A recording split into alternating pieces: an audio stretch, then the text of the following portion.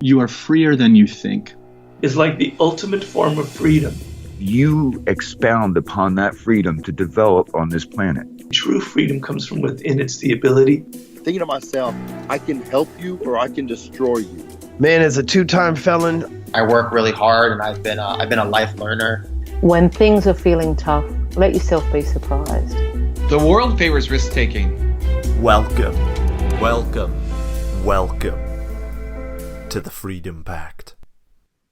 Welcome back to the show, my friends. We are in the middle of a global pandemic. I hope that you, your family, your loved ones, your friends, I hope all of you are safe.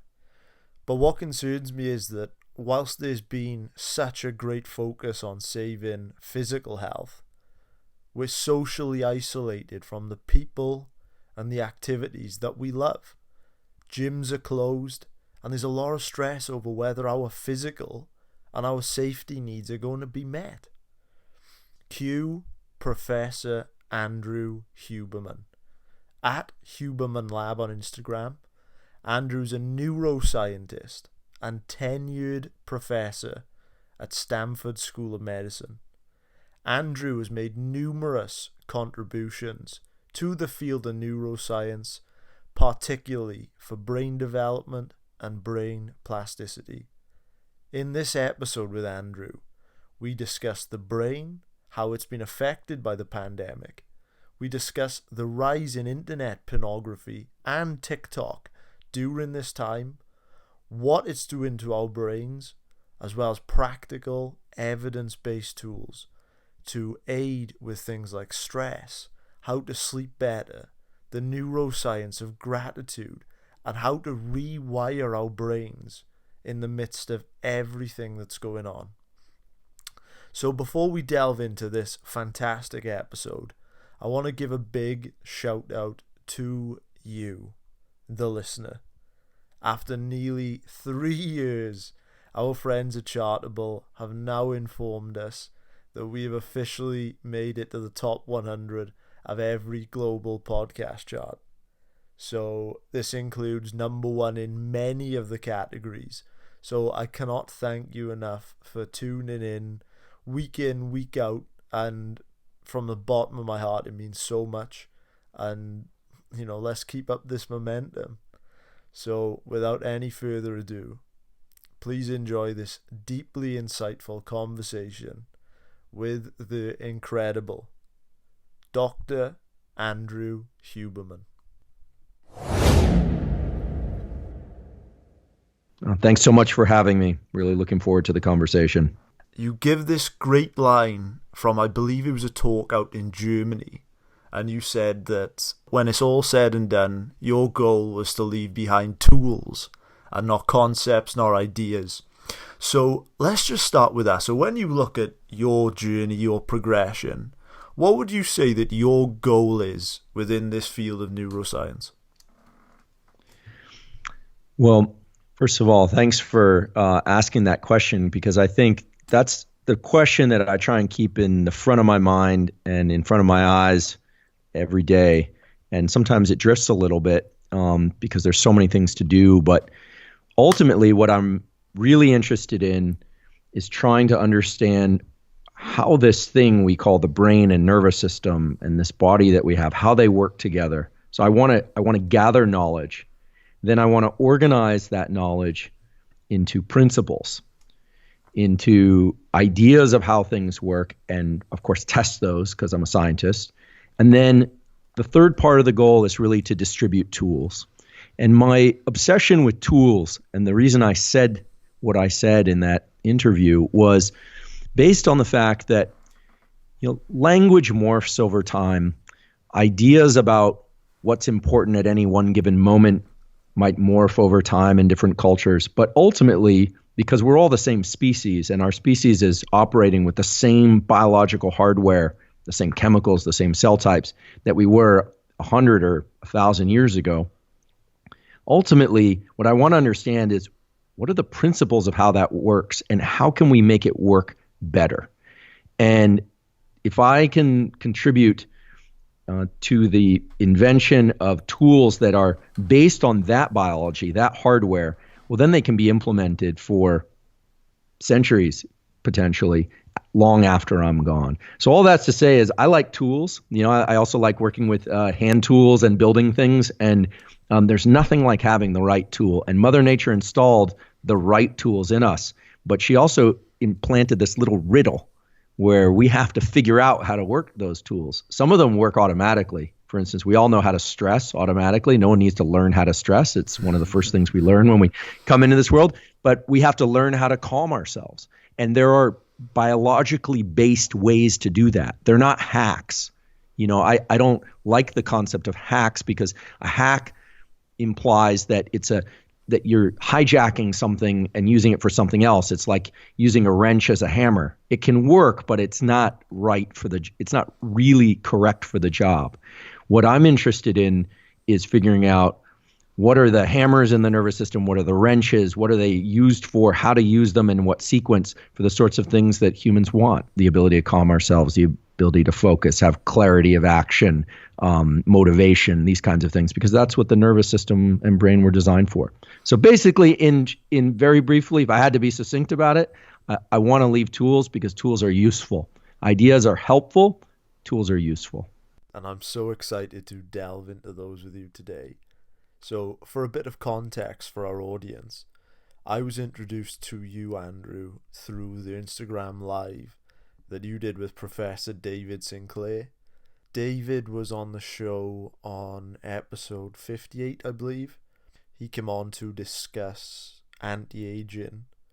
Just on a side note, I encourage people to Google Andrew because, you look phenomenal for your age. Well, thank you for the kind words. I know David a bit, and I'm very much an admirer of his work, both his laboratory work and his bigger mission related to aging as a disease, as well as his efforts in public education.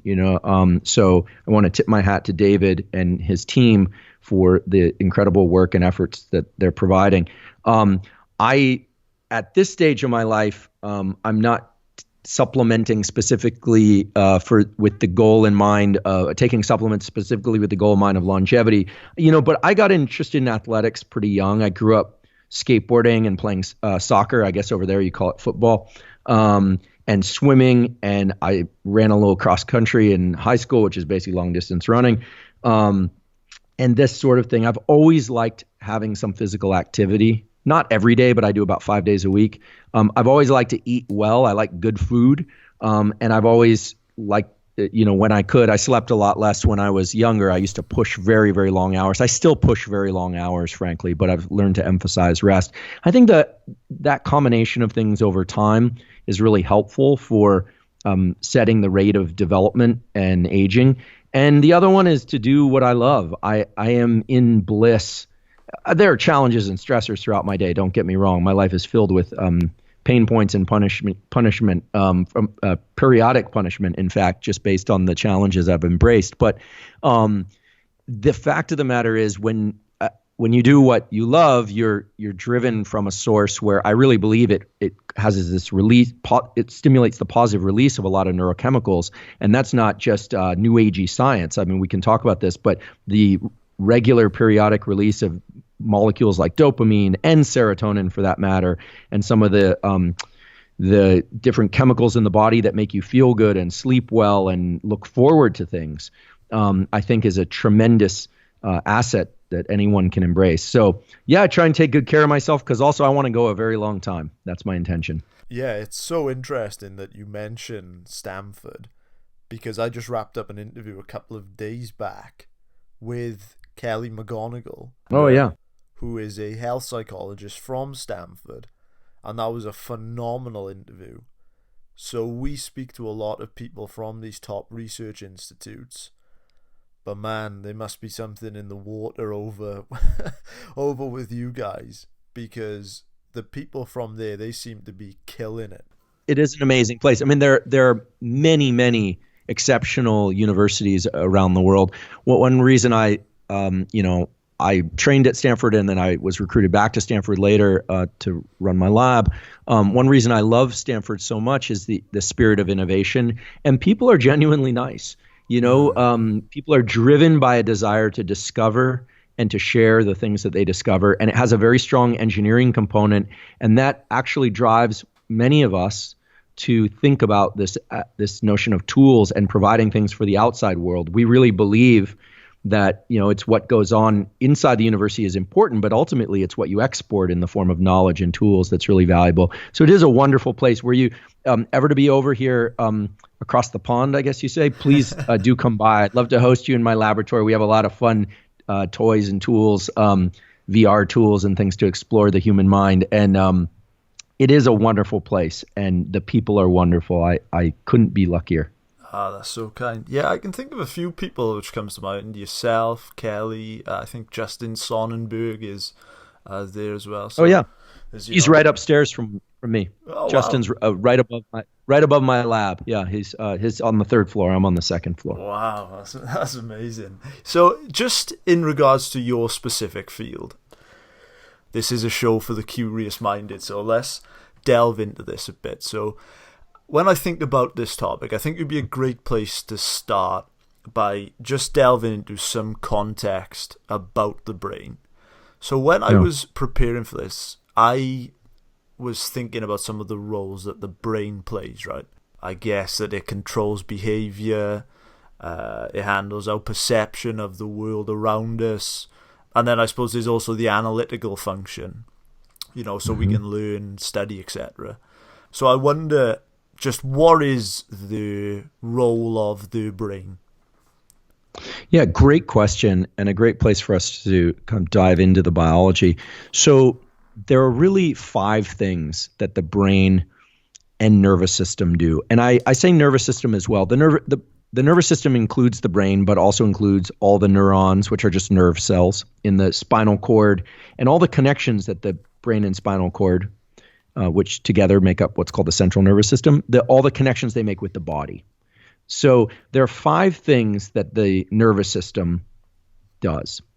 First of all, it controls sensation. Sensation is the conversion of physical events in the world around us into neural events.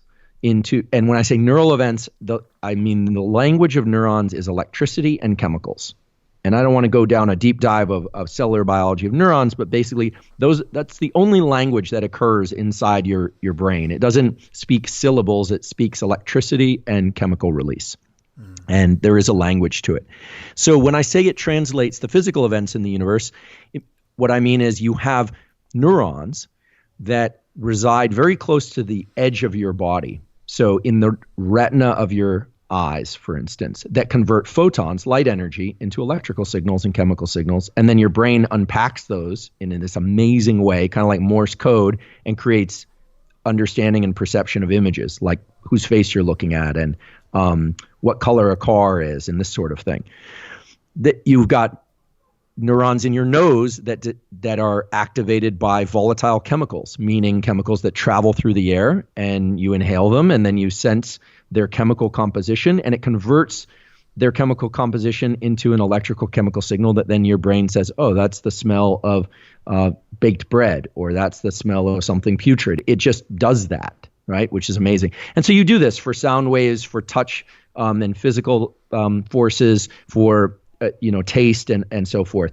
And so ultimately sensation is a fixed, non-negotiable aspect of your brain and nervous system. In other words, you have these receptors and the universe has these physical elements, and depending on which receptors you have in your nervous system, you can detect some of those and not others. For instance, a pit viper can detect infrared emissions. It can see the heat that organisms are giving off. We don't have those receptors in our eyes, so we don't sense them. Now, the second thing that the brain and nervous system does is it is responsible for perception. Perception, or perceptions, I should say, are the sensations that you are attending to. So nervous systems have this ability to focus their attention or shift their attention. And all that really is highlighting which sensations are occurring and harnessing or devoting more energy to those. So for instance, if I say, what does it feel like? What is the sensation of your feet against the bottom of your shoes or against the floor right now? You can think about that, but you probably weren't thinking about the contact of your feet to the floor a moment ago. Right. But once I say that, your perception shifts there, but the sensations are always bombarding us, okay? We're just filtering them. There are areas of the brain, such as the thalamus and others, which are responsible for essentially removing most of that input and only spotlighting a little bit. And this becomes important later when if and when we talk about neuroplasticity. So I assume that would be because if we were aware of all of our senses, our brain would just be massively overwhelmed with information, right? That's right. And actually, this is an opportunity for me to highlight one of my it's not a pet peeve, but I like to kind of knock down common myths about the brain, provided that they open up new understanding. And one of the myths that's really irritating to all neuroscientists is this idea that we only use 10% of our brain, and that's a bad thing, and that's a bad thing. That's a great thing. That's called focus. That's called the ability to make plans and execute them. Think about like muscles. You would never hear a muscle physiologist or an athletic coach say, team, it's really unfortunate. We're only using 10% of our muscles at any one time. If you used 1%, if you contracted 100% of your muscles at any one time, you would be in a state of tonic, contraction. You wouldn't be able to do anything. When more of the brain is active than needs to be at any one period of time, what that's called is epilepsy. That's an epileptic seizure. Wow. So there are some drugs and some substances that disrupt sensory gating in the thalamus. Some of the more prominent psychedelics like psilocybin and LSD, because of the way they adjust the activity of serotonin receptors, they tend to cause sensory blending where people hear colors and see sounds and that kind of thing. And that's because of a disruption in the amount of activity that's being allowed into our conscious perception at once.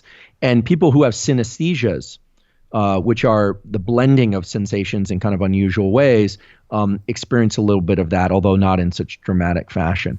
So that's right. We don't really want a ton of brain or nervous system activated at any one time. We want the ability to shift our perception in a way that's adaptive. So we've got sensation, perception, then there are feelings and emotions, and those are a little bit vague, but those are they really boil down to this system, which is this beautiful system, which is about autonomic arousal, which is really this system that is kind of a push-pull between alertness and sleepiness. And there's a huge continuum there, but the ideal waking state is alert and calm for most things. And the ideal sleep state is asleep, but this system also is the one that puts people into comas. It's the one that makes us stress when we need to be very alert, et cetera. So feelings tend to anchor around the autonomic nervous system. So we got sensation, perception, feelings, which are also emotions. Then there are thoughts. And this is where it gets a little bit more abstract. But thoughts are perceptions, but they're embedded in our knowledge of the past and our anticipation of the future. So this is where the memory systems come into play. And then the final thing is actions. And you mentioned this earlier, and that was very astute of you, that the nervous system, probably its original job, its oldest job across organisms, was to initiate action and to do that in an adaptive way. So we've got sensations, perceptions, feelings, thoughts, and actions. That's 5 things. And I'll just mention that those 5 things are leveraged to do something very powerful that involves a comparison between what's going on in the outside world, something we call exteroception, so perceptions about what's going on in the outside world and what they mean, and then interoception, how we feel inside. How alert am I compared to what's demanded of me right now? How sleepy am I, if I need to go asleep, right? If it's time to go to sleep. And then it links those two and it makes decisions about what to do, so that if you're sleepy and you need to be awake, you might get a cup of coffee.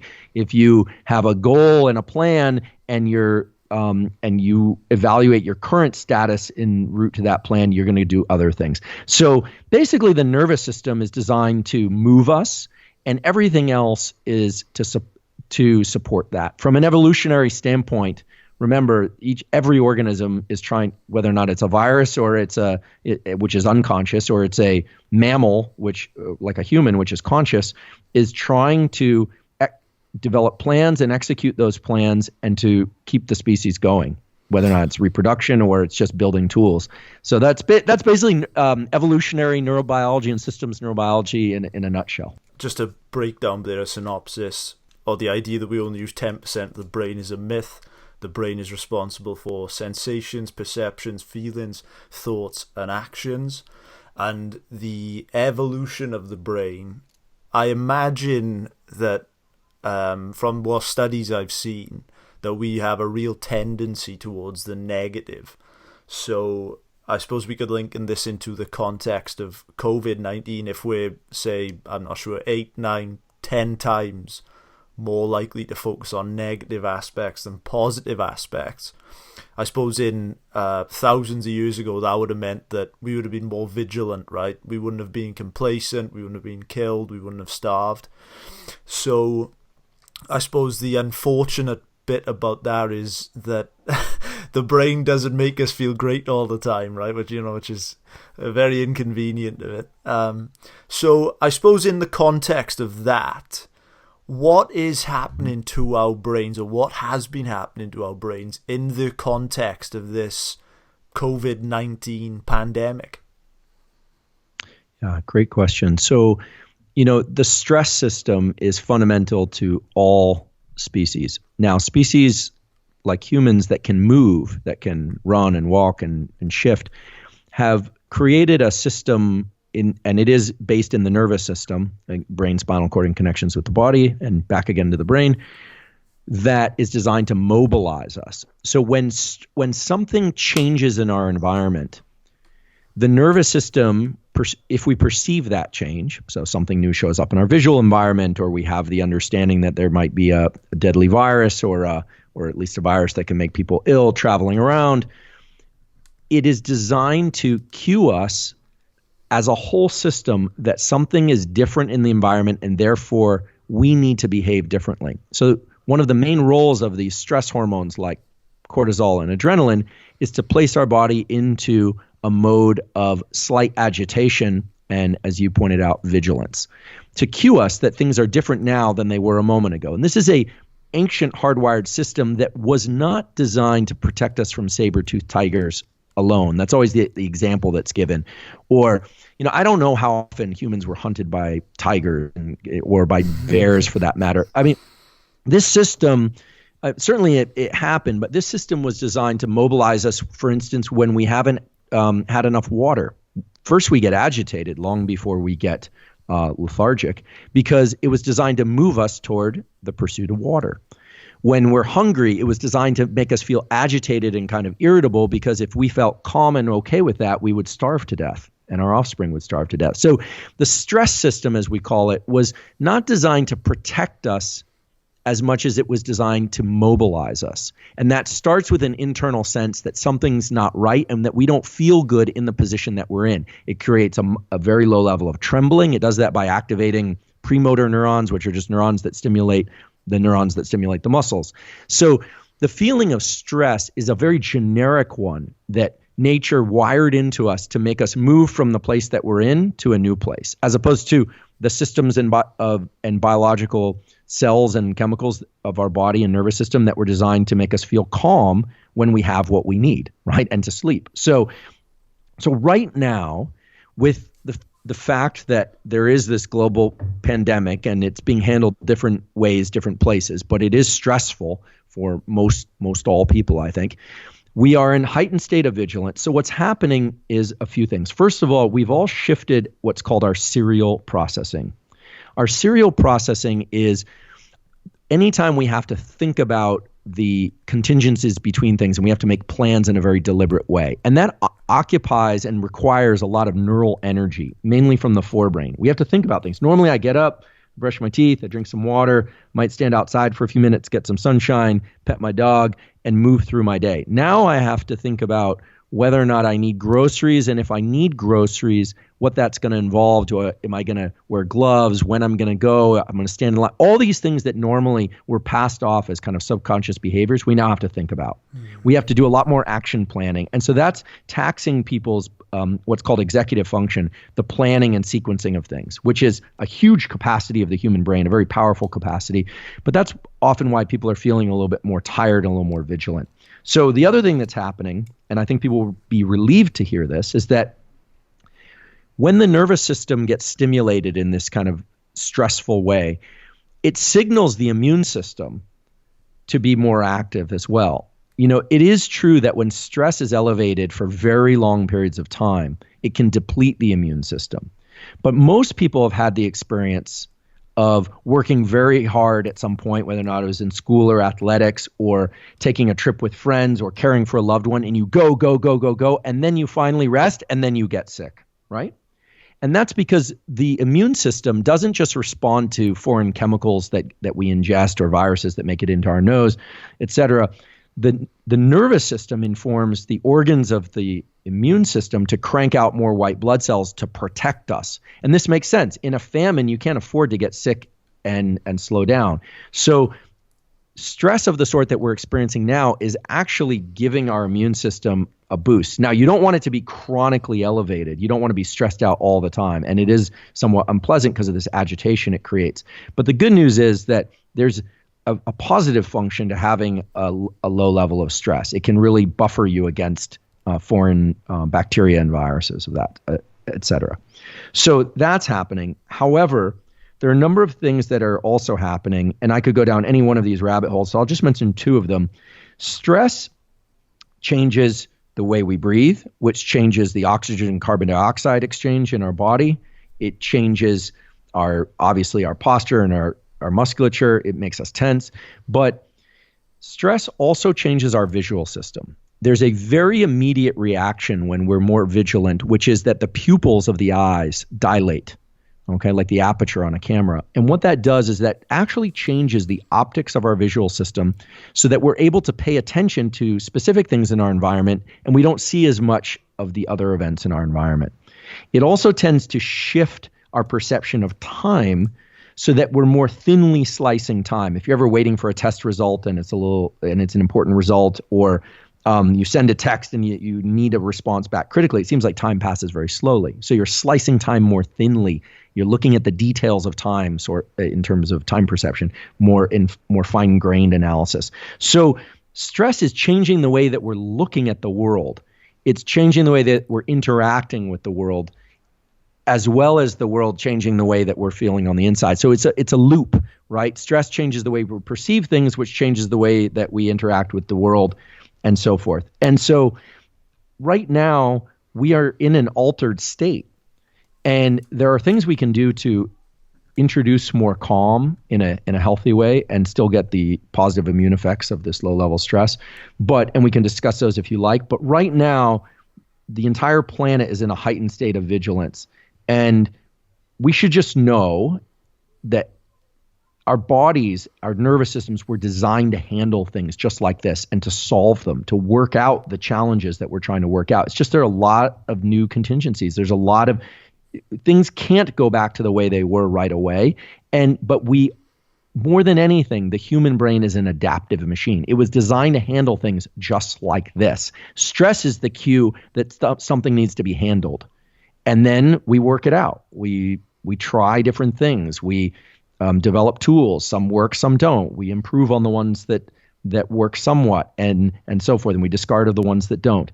But that's what the human brain was designed to do. So this is the largest human neurobiological experiment on stress that's ever been carried out. It's unfortunately not a voluntary one, but it's happening.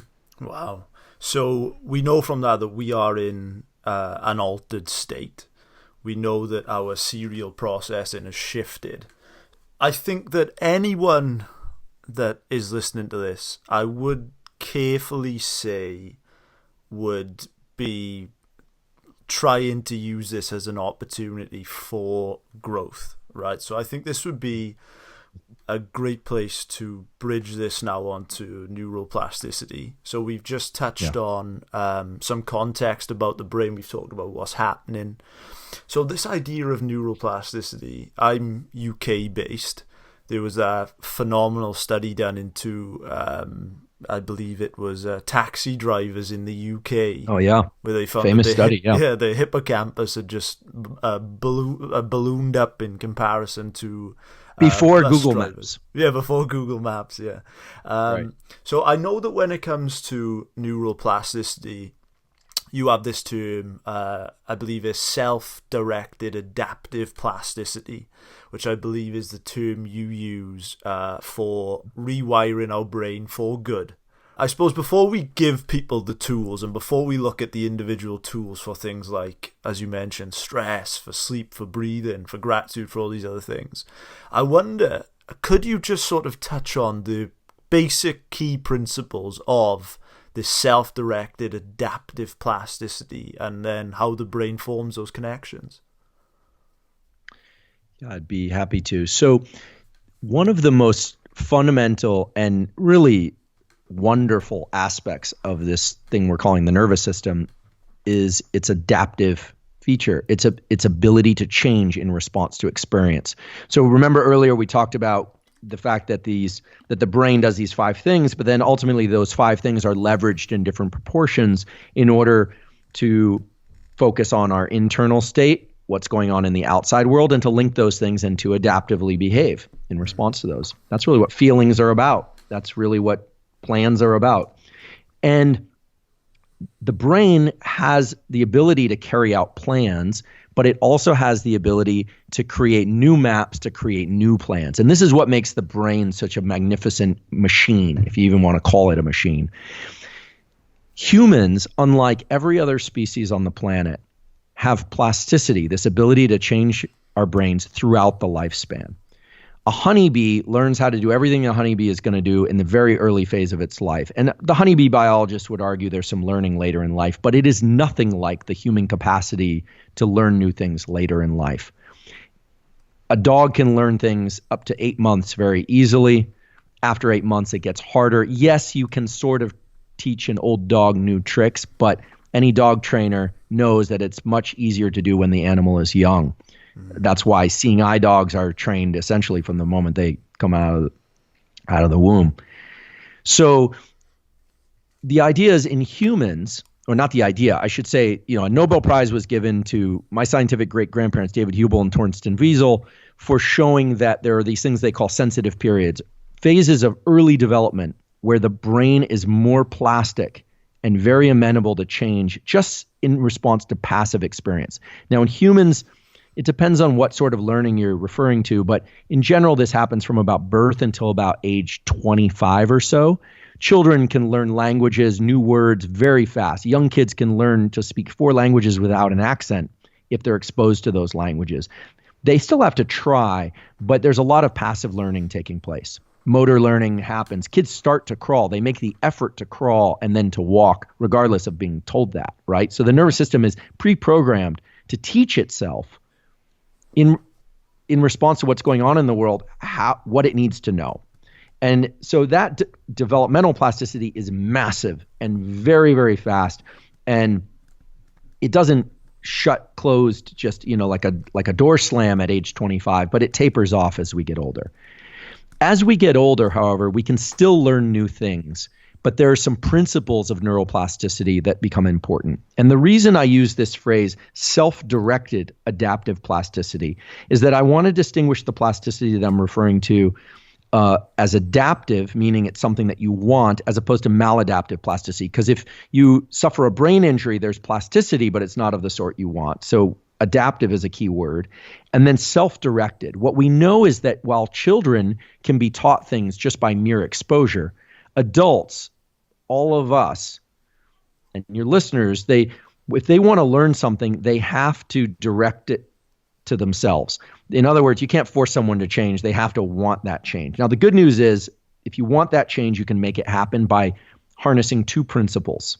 Self-directed adaptive plasticity is based on the experimental data from many different laboratories that if we focus on something, meaning a high level of vigilance and attention, then we trigger neural plasticity. Now, there's a chemical basis for this. In general, alertness and attention and vigilance are governed by the presence of a molecule in the brain and body called adrenaline, which in the nervous system is called noradrenaline. It's the same thing, but it's called two different things, depending brain or body. Attention has many different underlying factors, but one of the main ones is a molecule, a neuromodulator in the brain called acetylcholine, which allows us to create a kind of bright spotlight on one specific location in space if we're reading text or something, or we're listening to something and we're listening very sharply to that one thing and learning that language, or listening to what somebody is saying because it's important and we're learning, then that attentional spotlight is governed in large part by acetylcholine. So those two things together, adrenaline and acetylcholine, mark neurons. Literally, they create a little chemical tag on the neurons that are responsible for that listening or that looking, or if it's a motor skill, that behavior. And they mark it, and then later, under states of deep relaxation, in particular sleep, but also other states of deep relaxation, other chemicals come in. They recognize those neurons, literally physical entities in your brain and body. They recognize that those ones were marked as needing to change. And it's as if a construction crew comes in the middle of the night and creates cement around those connections and wires in new electricity and new chemicals so that those pathways are more likely to be re-engaged again automatically at a later time. And so it's really the marking and the triggering of plasticity happens in these states of high alertness and high attention and high vigilance. And then during deep rest, those connections are modified so that you don't need that high attention and vigilance in the same way at a later time. So when we say and I've said this a few times, saying right now we are in a heightened state of plasticity, meaning the vigilance is there, right? Stress has introduced this vigilance. The opportunity for plasticity is there. None of us are going to forget this episode of our lives one way or another, but our whole brain and nervous system are cued for plasticity. So depending on what we attend to, how much attention we pay to news events versus language learning versus new motor skill, new learning, new cognitive skills, we have this gift and this opportunity right now to pack enormous amounts of new information into our nervous system. And some of that is going to be perhaps negative information coming from the news, although as adults we can filter that, right?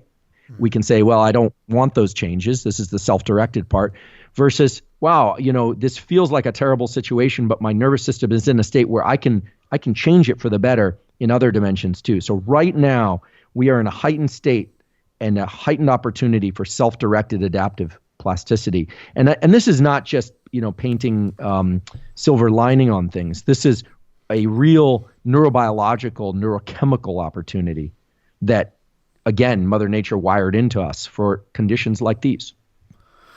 Yeah, I find that fascinating about how we could use things like focused attention and sleep to rewire our brain. I suppose the opposite of adaptive would be maladaptive.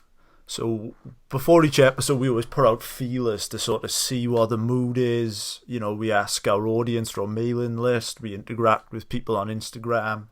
I ask friends, family. And to me, it seems like a lot of people right now are in a state of high iPhone screen times, this emergence of this app TikTok. I mean, someone showed me that in one day they'd had a 4-hour screen time on TikTok, which is just this crazy super stimuli of just dopamine firing everywhere. I've got other friends that are living alone that have told me that they've been spending mass amounts of time watching Pornhub and pornography, which, I've got family members that listen to these, so, I can't comment on my own involvement. But yes, but I can certainly empathize with them. The human mind, the human brain craves sensory input. That's a beautiful feature of how we're built. We are not content to just sit on a rock like a barnacle. We have these limbs we want to move. We have a forebrain which wants to think and plan. Many anxious people just need more to do. And right now they've been deprived of more to do and to think about. And then, of course, most of the news channels, and I'm not anti-news channels. I think they're mixed in their quality, of course, but they provide a valuable service also.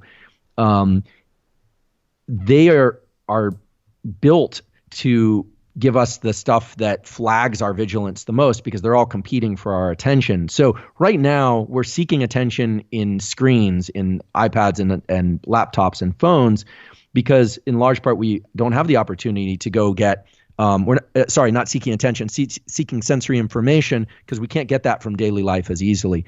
So the real key is to be a selective filter on what information is coming in. But there are some ways in which we're interacting with these devices that are making us even more stressed. So when you stare or you just look, staring makes it sound kind of zombie-like, but when you just look at a screen at short distance, meaning, 8, 12 inches away, 2 feet away, your eye is focusing on that focal plane. And because you're not getting any long distance viewing, your eyes are sort of getting locked at that distance and interacting with your brain in a way that's setting a higher level of vigilance and attention. So it's a kind of positive feedback loop on stress. I know we were going to talk about tools a little bit later, but I highly recommend that anyone and everyone, and this is true before the pandemic, but especially now, try and look at a distance.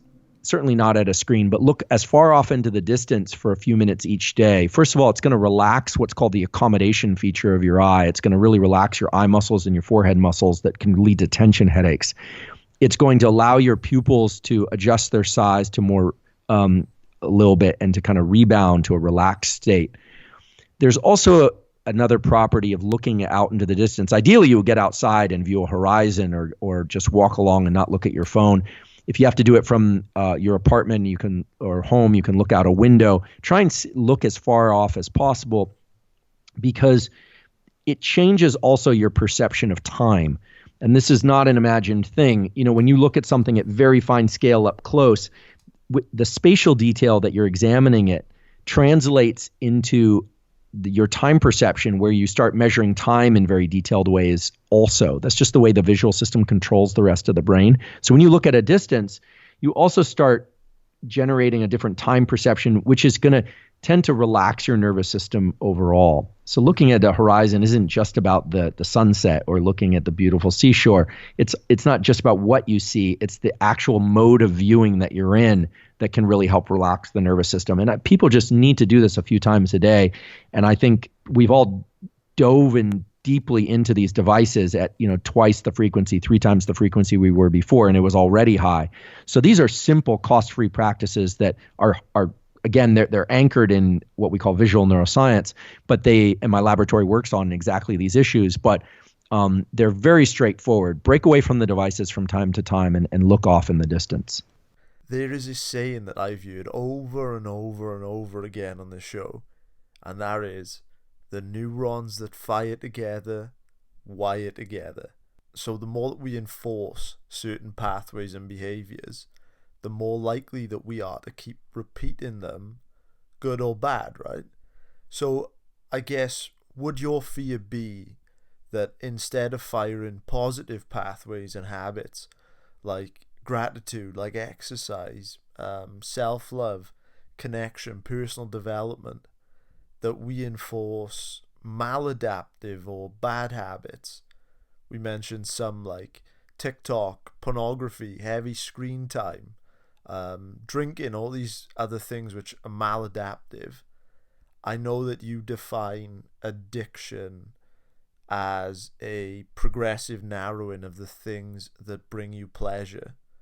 So this time, this pandemic, where we have the opportunity to form these habits, these new behaviors and pathways, is the worry that it could be used to form bad habits or potentially even addictions when this is all over? Yeah. Yes. The fact of the matter is that neurons that fire together meaning that are repeatedly active, do tend to wire together over time. That quote, neurons that fire together, wire together, was first said by my colleague and really one of the great luminaries of neural development and neuroplasticity. Her name is Carla Schatz. She's still a faculty member at Stanford. Her lab is still quite active and a close colleague and friend of mine. So I want to tip my hat to Carla. She's a marvelous scientist and colleague, a real pioneer, in fact.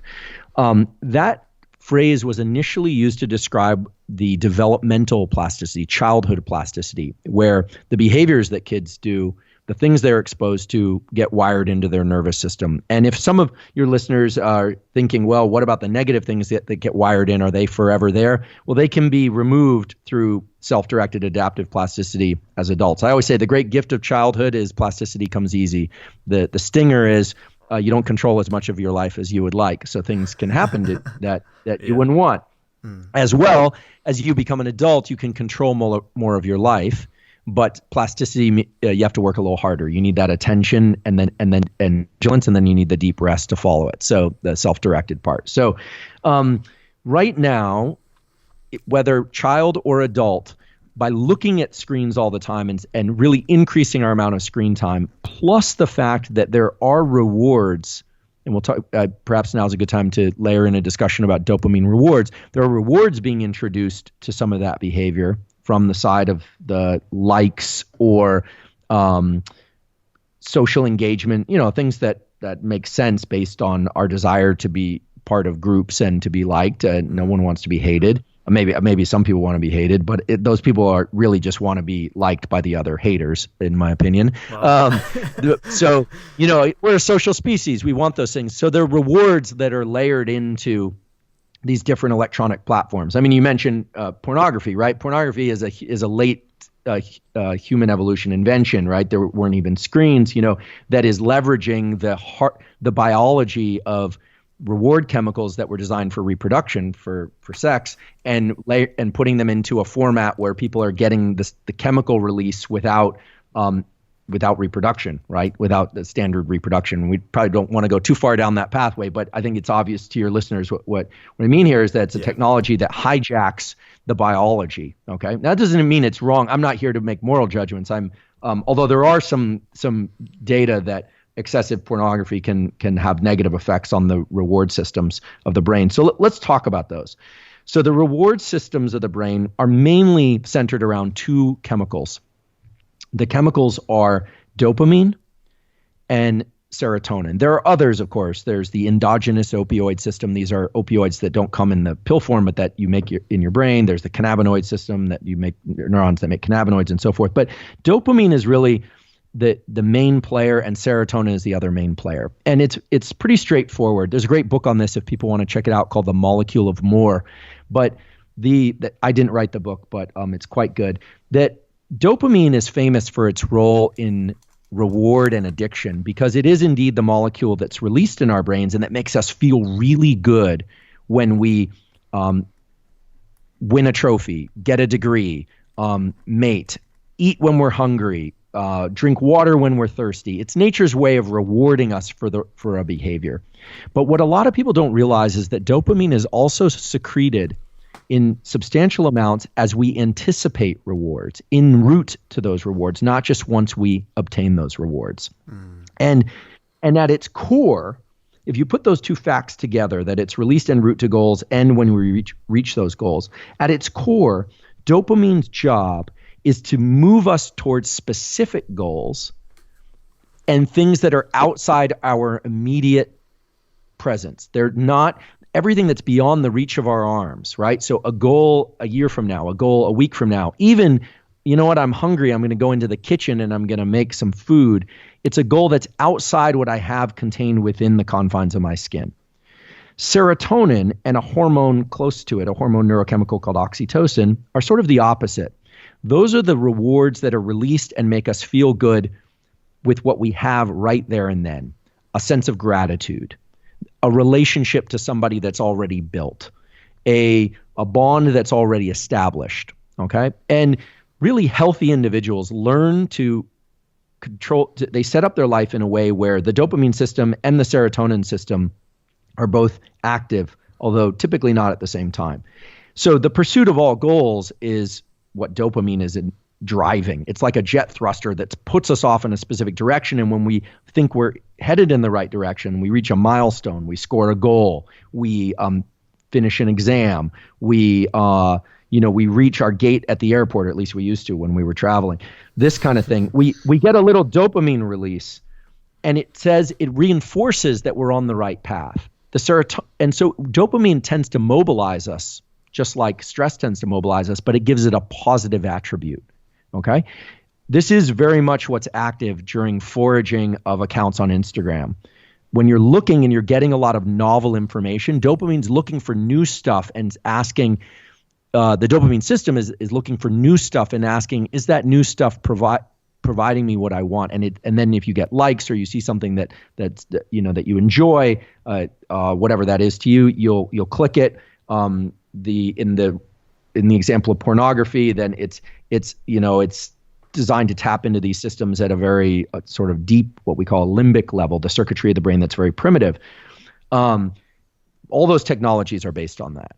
The serotonin system is what you feel when you are content with what you've got, and it tends to create, unlike dopamine, which promotes a sense of movement or a desire for more. That's why it's called the molecule of more. I didn't call it that, but someone else did.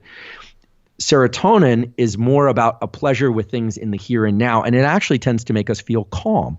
It tends to make us feel content with where we are. And that's why drugs, pharmaceuticals that are antidepressants that are called SSRIs, they selective serotonin reuptake inhibitors, their net effect is to increase serotonin.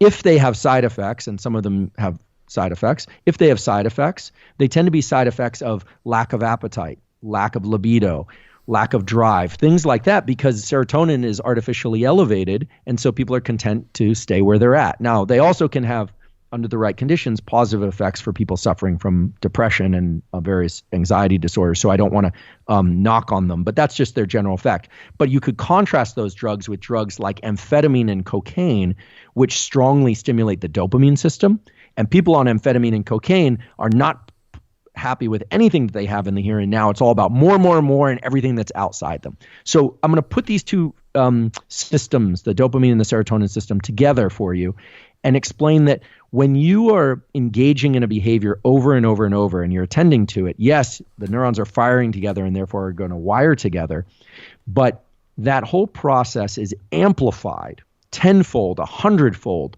when you throw dopamine into the mix. So when you throw dopamine into the mix, there's a much higher probability that those circuits are going to wire up really fast and that you're going to therefore want to repeat those behaviors. It's like taking gravel roads and making them smooth roads.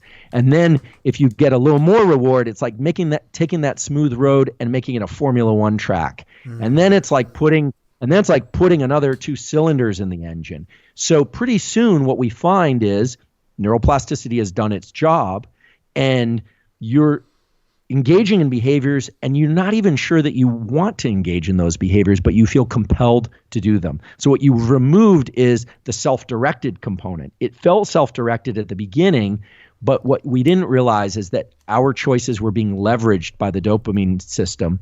And then pretty soon what we realize is there's plasticity, but it wasn't self-directed, and in some cases it wasn't adaptive. And so the task then becomes to attach reward to the disengagement from those technologies, the disengagement from those behaviors. And I'll just mention addiction because I do define, and you got the quote exactly right, I call addiction a progressive narrowing of the things that bring you pleasure because it taps into this dopamine system. So now that statement perhaps will make some neurobiological sense why that's the case. So there's a narrowing of attention, more reinforcement for those behaviors.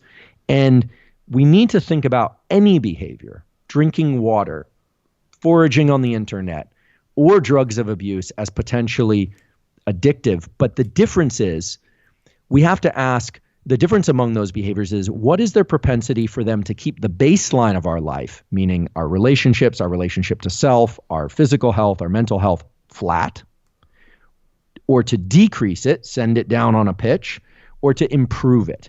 I have to drink a lot of water before the baseline of my life starts to suffer. I could do it. I could kill myself drinking too much water. I could avoid relationships. I could, lose my job from drinking too much water, but I have to drink a lot of water. You don't have to do a lot of heroin or a lot of cocaine before the baseline on your life starts to really decline. With technologies like the internet and smartphones and computers, it's neither here nor there. You have some activities on the internet now are allowing us the social engagement that we crave and need and that's healthy and that we can't get by, having dinners and things like that with other groups right now. But it has the potential, because the landscape there is so vast, that there are many behaviors inside of these devices that can send the baseline of our life going down, especially if we start to do this into the midnight hours and at 4 a.m. and we're texting and looking at Instagram at 4 a.m. Now you can really say, well, sleep is getting injured and immunity is getting injured. My ability to think clearly and make plans during the day is being injured. And now you could look at that behavior and say, you know what? The things that bring me pleasure are becoming progressively narrower, and the baseline of my life is going down, and therefore this qualifies as an addiction by all definitions. But it doesn't have to be that way. The key is the self-directed part. We all are each in control of our behavior, even though sometimes it doesn't feel like it. And if we understand these reward systems and we start attaching reward to not just avoiding certain behaviors, but to new behaviors in their place, reading a book, a face-to-face conversation with a spouse, playing with your child or your dog, or your cat for the cat lovers out there, the ability to just attend to things and be away from these devices. And at first they might not feel as exciting. They may not feel as dopamine stimulating, but over time they will, and they can wire our brain and our nervous system in the other direction too, so that we have this balance, and this balance not just with the dopamine system and what it's devoted to, but also the serotonin system. And that's where things like gratitude really become powerful. I want to emphasize gratitude is not complacency. Gratitude is the stimulation of these positive neurochemicals, and that stimulation of those neurochemicals will allow you to then lean back into other activities with more vigor and more positivity. So it's not new agey science, it's chemical biology. So we have these self-directed adaptive plasticity, which we can harness through sleep and then through this focused attention, almost like a deliberate type practice. So then we have these neurochemicals, dopamine, oxytocin, serotonin. Now the goal for us is to use these in adaptive ways. Things like, I imagine it would probably be more easier to form a negative habit than it would be to form an adaptive one. For example, if I wanted to go and get fast food, I could just go and drive through McDonald's. Whereas if I wanted to go and cook a Whole Foods meal, I'd have to go and prepare the meal. I'd have to do everything like that. That's right. So when you said about that we want to develop those three chemicals, dopamine, oxytocin, serotonin, but we want to do them in an adaptive way. So I suppose it's like not skipping leg day for your brain, right? So I wonder, that's right, what would be maybe a practice for each of those that we could do, because we don't want to skip leg day for our brain, that perhaps that we could do perhaps in the context of COVID-19. Yeah, great question. So I mentioned, let's talk about the serotonin system first, because it creates a buoyancy to our life and our mode of thinking that even for people that are really struggling, it can provide some very rapid and substantial positive effects. So gratitude, for many years, gratitude was discussed as this thing about it was almost like it implied just be grateful with what you have. But we need to remove the just part of that statement. It's about stopping for a moment. You could be even in motion, I suppose, but stopping for a moment and shifting your perception and your attention to the things that you have, something that you value. Could be a relationship with a person or a pet. It could be the fact that you're still alive. It could be the fact that anything that you are appreciative of. What you're doing is you're moving into interoception. You're shifting your thinking toward what's contained within your own skin and that you have at this moment, even if it's a relationship with something that's outside the skin of your body. It's a relationship with something that you have. We know that stimulates the release of serotonin and at a longer time scale, things like oxytocin. This works best if you think about a relationship to some person or some other, I mentioned pet because it doesn't have to be a human being, but in general, that's where it works best. And that shift provides a number of positive things. First of all, it does increase, it's known to improve immunity. There's no question that being in those states where serotonin is released can improve immunity. There is a positive effect on other neurochemical systems and circuits in the brain, including some spillover to the dopamine system. And that spillover to the dopamine system then restores our optimism and our feeling of what's possible about what's out there in the world. The dopamine system and the serotonin system were designed to kind of work back and forth in kind of a push-pull, but they kind of pass the ball back and forth. And that dopamine trigger then makes us think that there is a future, there is possibility, because the fact that it is all about anticipation and the sense of more is, it's not necessarily at appropriate levels, a greedy sense of more. So gratitude, if you do this, gratitude is not complacency. It's shifting your brain into a mode of possibility. So it's a little bit counterintuitive because you think if I just focus on what I've already got, how is that focused on possibility? But that's because it triggers the activation of these neurochemical systems that then place our attention on, okay, everything is okay internally, and therefore I can focus on the external, right? Because the internal landscape and environment is okay, because my home is secure, and here I'm talking about your biological home, I can therefore focus on what's out there in the world that I want to pursue, and that's possible. We are very much like any business or any household in that we need to take care of our internal real estate first in order to take care of the external real estate. Now, the key to this practice, is that the more intense that you feel that, the better. And it can take some practice. People don't necessarily get this the first time. They don't get overwhelmed with a sense of gratitude. And you're not even necessarily looking for a sense of overwhelm. Oftentimes, you're just going to do this for 10 seconds, 1 minute. This is a trivial amount of time in the greater scope of things, but its positive effects are outscaled with that time investment. And what I will say is that I do some work with people in very high performing, very complicated, even chaotic type work, elite military and these kinds of people, athletes. And for that matter, I have friends who are neurosurgeons who have very demanding jobs where one small error can be catastrophic. They all practice gratitude. If ever there was a kind of secret weapon, people talk a lot about meditation nowadays, and everybody who's a high performer meditates. That might be true, but I can say with some degree of certainty that people who are really high performers, and by that I mean people who perform well in lots of domains of their life, but exceptionally well, usually in one or two, they exercise gratitude. They have some gratitude practice that they bring in periodically throughout the day, or just even once a day. Amazing. So we've got gratitude. What other practices could we do to build on the other neurochemicals?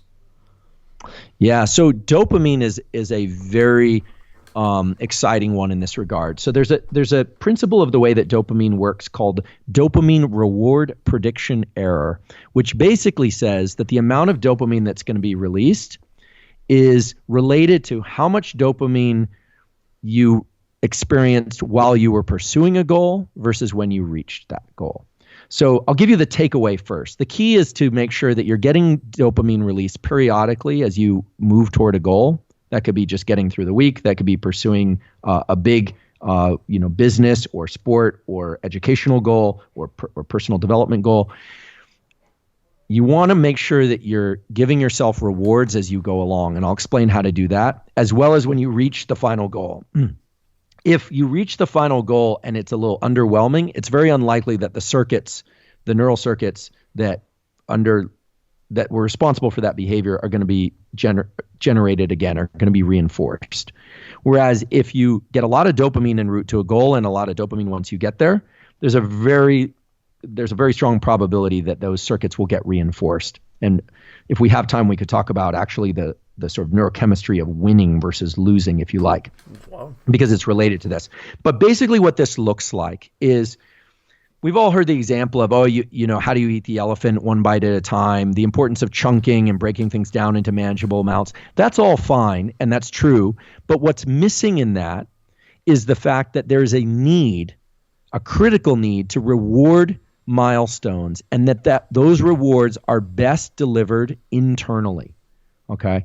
I don't want to spin off down the path of too many research studies, but if we receive too many rewards that are external and we focus on those, the activity itself becomes depleting. It becomes exhausting. And that's because norepinephrine is secreted anytime there's effort. And dopamine can buffer against that norepinephrine release. It can make what seemed impossible seem immediately possible. You've experienced this before. If ever you were in immense strain or in a group and things just were not working, someone cracked a joke, everyone immediately feels a lift and a sense of possibility. That's dopamine. It's far too fast to be anything else but dopamine. It's a neurochemical, works very fast to restore our sense of possibility. We need to learn how to do that for ourselves.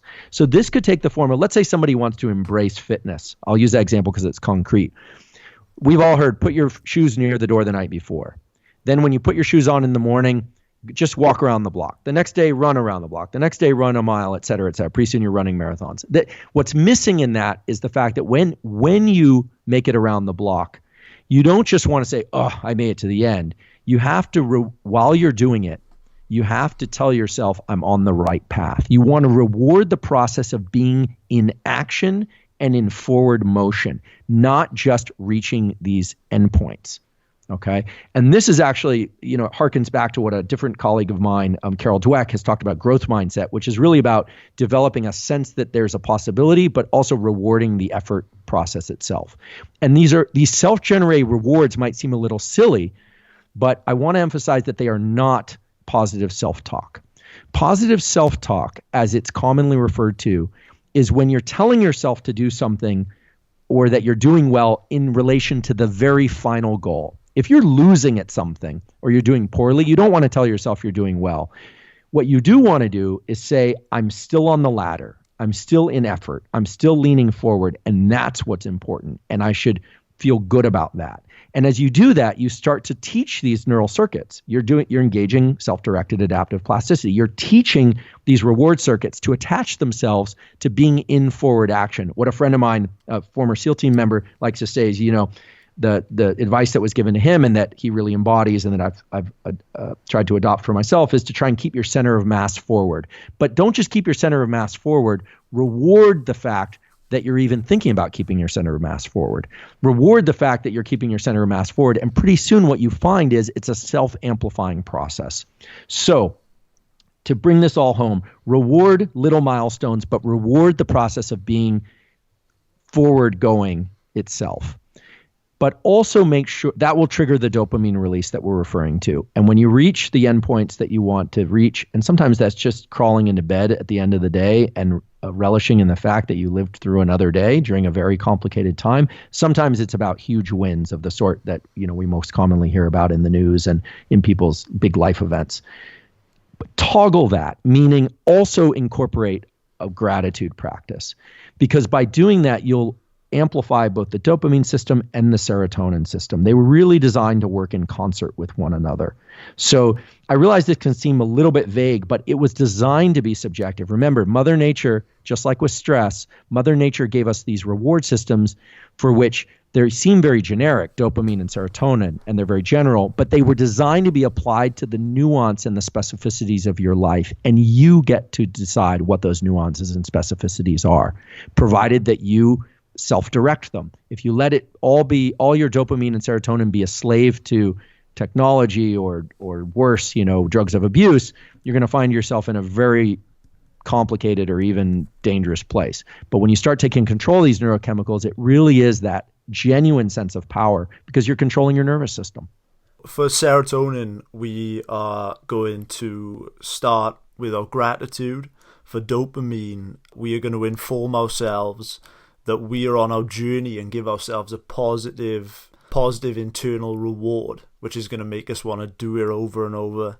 What about oxytocin? Because I can't think of one for this. I wonder what have we got for oxytocin? Yeah, that's interesting. So serotonin and oxytocin are like close cousins. They work together to achieve the same endpoint. Oxytocin is more of a hormone than a neurochemical, and hormones tend to work. So the definition of a hormone is it's a substance that's secreted in one area of the body that has an impact on organs elsewhere in the body. And oxytocin has effects that are on the order of hours to minutes to days. They tend to increase pair bonds and bonding of various kinds and associations of different kinds over long periods of time. So the oxytocin system will naturally be triggered by the serotonin system. If oxytocin and serotonin are close cousins, dopamine and for males testosterone and for females mostly estrogen, although also testosterone, are close cousins. So the testosterone system was designed to give actually is very tightly woven in neurochemically to the dopamine system. They actually are triggered from the same location in the pituitary, or more or less the same location. And so Mother Nature has these systems. It's just that the hormone systems tend to be more slow acting. This is why, there are studies that have been published that show that when people achieve a big win, there's an increase in testosterone production. When they lose, there's a decrease in testosterone production. Those are triggered by dopamine. This isn't often discussed, but how life events get translated into hormonal events is very interesting. And you can now, without me having to go into a long description, you can tell why this would be the case. Okay, that there's a way in which you would never want these systems to be untethered from one another. Dopamine supports testosterone and vice versa. Serotonin supports oxytocin and vice versa. I'll mention one other incentive for a gratitude practice, especially during this pandemic. There's Mother Nature generally has a reward and she has a punishment chemical. And there's a molecule that we all make, although we don't release it all the time, called tachykinin. It's a peptide that has been shown in organisms as low as flies and mice and as high as humans, meaning on the phylogenetic scale. The release of tachykinin is a punishment signal that lowers immunity, increases fear and anxiety, and can actually cause a kind of irritable aggression. It is not something that we want. And what's remarkable is that gratitude and social connection, as well as physical touch, provided it's positive physical touch, depletes or reduces tachykinin release. So it's incredible. Mother Nature gave us positive rewards and suppressed the punishment signals. On the dopamine side, if we achieve what we want, if we're regularly giving ourselves the subjective sense that we're on the right path by being in action, not just that we're reaching goals, but that we're on the right path and that we're forward leaning, this being center of mass forward. Not only is dopamine released, only are the hormones that I described before given positive effects, but in addition to that, there's a pathway in the brain involving a brain structure called the habenula, Habenula, which is its job is to trigger disappointment and depression. And this circuit gets suppressed when we're doing the right things. Incidentally, the habenula connects to our pancreas. It controls blood sugar. This should make good sense. If we are doing the right things, our blood sugar regulation, this isn't woo science. This is actually the paper published in Nature earlier this year, and as well as one in the journal Cell, both phenomenal journals, not from my laboratory, I should say. The work was done in other laboratories, showing that there are punishment signals that come out of the habenula which can disrupt our blood sugar and make us feel lousy and depressed in general when we do the wrong things.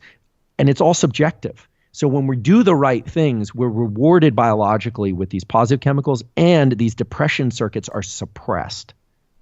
And perhaps that's an opportunity to just sneak one in here. If you're looking at your phone or bright lights between the hours of 11 p.m. and 4 a.m., there's a beautiful paper that was published by a guy out of the chronobiology unit at the National Institutes of Health. His name is Samer Hattar.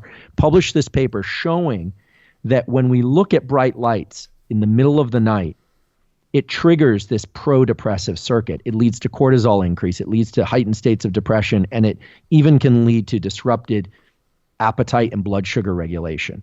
So if ever you need an incentive to stay off screens between ideally 10 p.m. to 4 a.m., but you could also do 11 p.m. to 4 a.m. would probably be okay. Stay off bright lights and screens. Don't look at them. As much as they are drawing us in, they are a major cause of the kinds of depression and anxiety that people are feeling during the waking hours. So I suppose the only question I've got left is, I just got one reader question which was sent in before we just break off then and just wrap things up and then talk about your work and where our audience can connect with you. I picked this question, Boo, because this is also prevalent to me, which was something which I noticed happened in myself. I'm not quite sure what the technical term is for this, but I definitely resonate with this guy. And he said that one thing that I noticed in myself was that at the very beginning of COVID-19, that I had an insane amount of brain fog. So what is happening and what can I do about it? Yeah, that's it. I have a feeling that's happening for a lot of people. And so brain fog is really, it centers back to the fact that the brain and nervous system are really trying to organize behavior.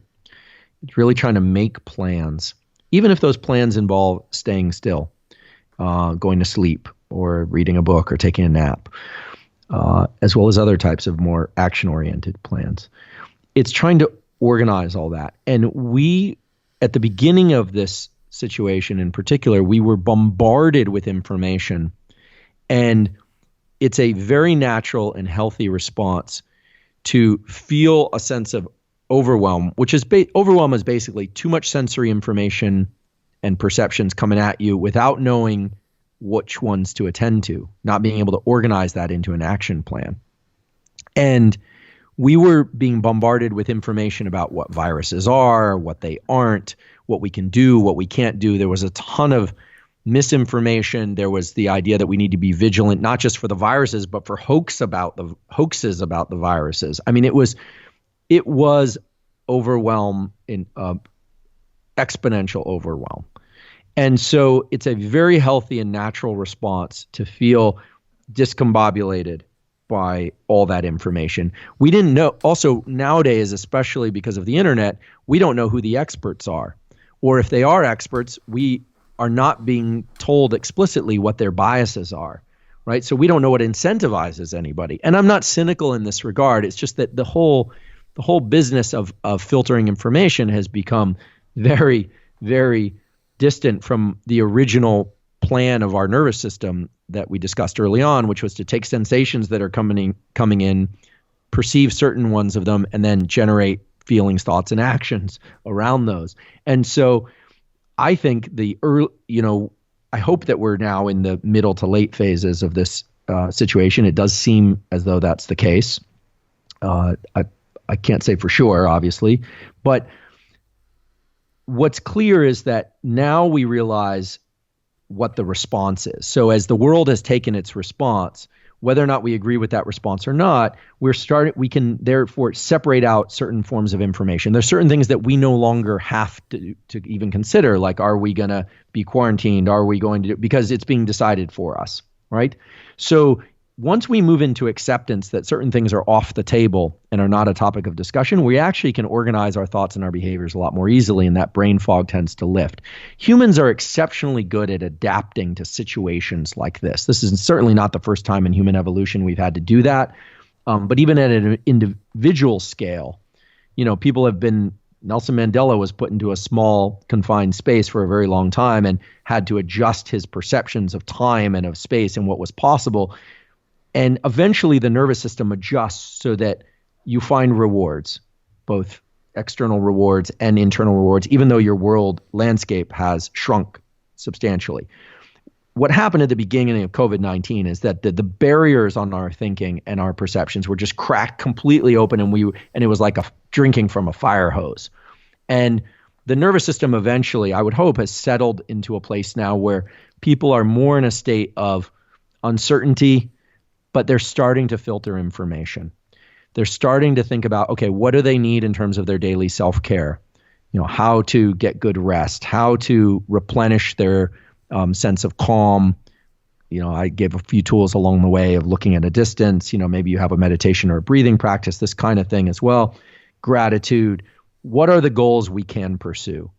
And the more time we spend focusing on the things that are just not within our scope of behaviors, that we can't do. I mean, there are many things right now I would like to do that I simply can't do. But by focusing my attention and making my forward actions in line with what I can do, those neurochemicals and the systems in the brain and body that are designed to create a sense of wellness, of well-being, they eventually pivot over, they shift over.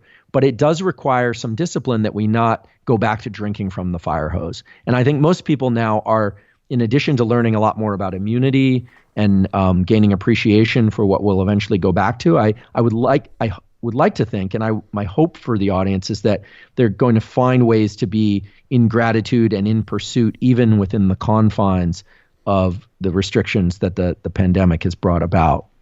So that's my explanation, and I realize it's not exhaustive, but I've probably gone on long enough anyway.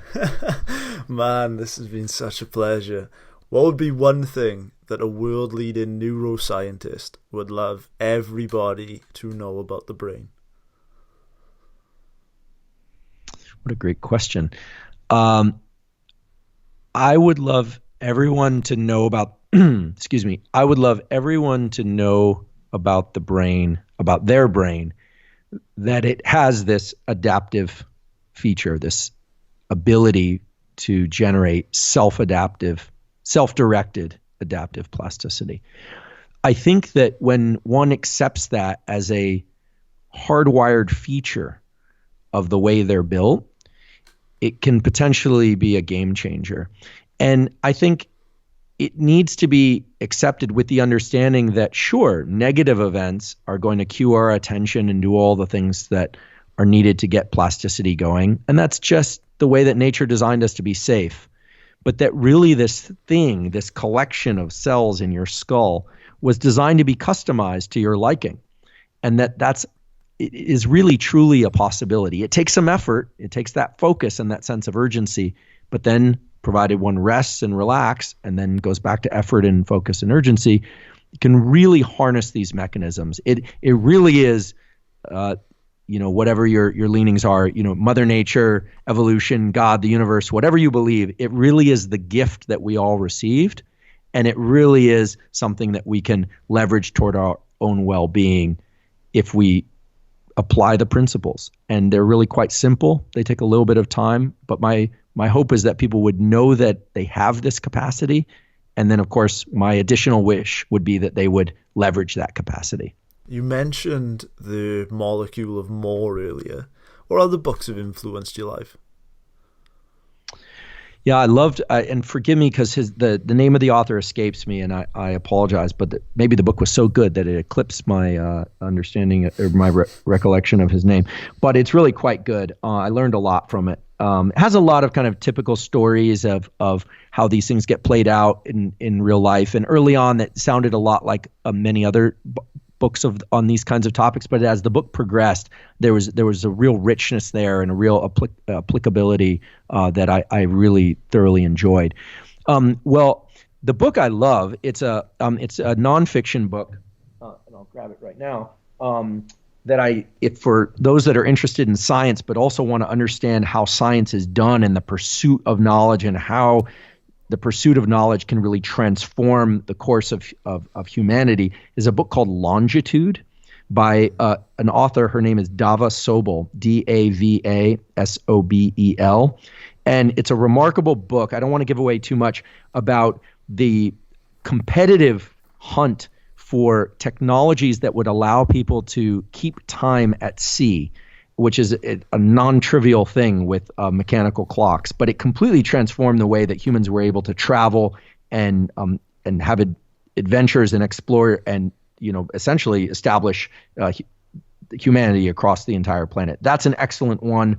And then I personally really enjoy biography, and so I'll throw one in there that maybe people wouldn't expect because that's kind of fun.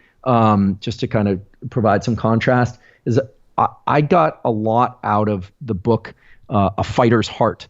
I don't suggest that everyone go out there and start doing martial arts and this kind of thing. But I loved Sam Sheridan's book, A Fighter's Heart. So I go after books at all levels. I loved Longitude. I loved The Molecule of More. A Fighter's Heart was very interesting because I'm interested in the biology of these kind of primitive circuits, but also Sam's a very smart guy. I don't know him, never met him, never spoken to him, but he was able to weave this pursuit of something primitive, of combat, in with some kind of higher level thinking about why humans still in this day and age would pursue that kind of behavior if they didn't need to. And again, I'm not a proponent of violence. I found it to have a lot of interesting insights, as well as some great descriptions of the early days of MMA and some boxing history and things like that. It really surprised me as a read, and it's a fun one. So I recommend that one as well. I believe The Molecule of More. I think that was Lieberman, Daniel Lieberman. That's the one. Daniel Lieberman, yeah. So, man, I mean, this has been just incredible. I mean, this, wow, I mean, I feel my IQ was shot up about 10 points just speaking to you. But so I just got one last question for you before we just talk about your upcoming stuff. And this is one question we always ask, just to bridge everything over. If the world was ending and you could impart a short but impactful message based on your life, your experiences, what would you want the world to know? Yeah, it would be, and here I'm egregiously robbing a statement from the Oracle. The Oracle said, "Know thyself," but I'm going to say, be in constant pursuit while knowing thyself. So I'm just going to try and build on the Oracle, which I think we need to do self-examination. I think we need to understand how we work at a psychological level, at a biological level. I think it's extremely important. And everyone has that task. This power of interoception that we talked about earlier is not there on accident. We're supposed to pay attention to what's going on in the inside and make sense of that and how we do that. But I think we also each have a responsibility to be in pursuit of building tools, building knowledge, supporting communities and families and cultures. It is not sufficient to just do one or the other. We really need to do those both, and we need to do those both in concert, and we need to do them often. And so be in pursuit while knowing thyself. Could you tell our audience about where they can connect with you and what upcoming projects or any current projects you've got which you'd like them to know about? Yeah, so I teach and offer up, cost-free, of course, information about neuroscience and new developments in neuroscience as they come about on Instagram, and that's Huberman Lab, HUBERMANLAB, on Instagram. And then occasionally there I'll announce a study where we've just completed one that we're submitting for publication, but we're going to have others that are going to be done remotely using some neurotech that's pretty exciting, looking at stress and courage and fear and plasticity and these kinds of things. And so from time to time, I'll announce those studies. We actually pay our participants, or we offer them really cool, exciting neurotech that they can keep. So there is that incentive as well. And now, because of the pandemic, of course, my lab is still going to be continuing our work at Stanford, but some of that work is going to be done remotely, also so we can access greater diversity of populations in terms of the subjects that we look at and their brain activity. So check there if you want to learn more neuroscience and perhaps be a participant in the study. Late 2020, early 2021, I should have a book coming out. Maybe we can touch back around that time. It will include some descriptions of some of the things that we talked about today, as well as a lot else about neuroscience and actionable steps one can take for things like creativity and focus and things of that sort. So I'm very excited about that project as well. And in general, if people reach out to me on Instagram, I do my best to try and answer questions about neuroscience in a timely manner. And I want to thank you. And I also want to thank the audience for their time and attention, which I know is extremely valuable. I don't take that lightly at all. So thank you ever so much to the listeners. Man, it has been our pleasure. This is a show for the curious-minded, and man, I've got literally 2 pages of notes that I've taken by you from this conversation, so it was just such a pleasure. I believe you're on Instagram at Huberman Lab. For our audience listening, tag Andrew in the post when this episode goes live and let him know what it was about this episode that you enjoyed. And man, once again, I just cannot thank you enough. I learned so much. Oh, well, thank you so much for the opportunity to be here. You know, at laboratories and universities, we're cloistered away a bit.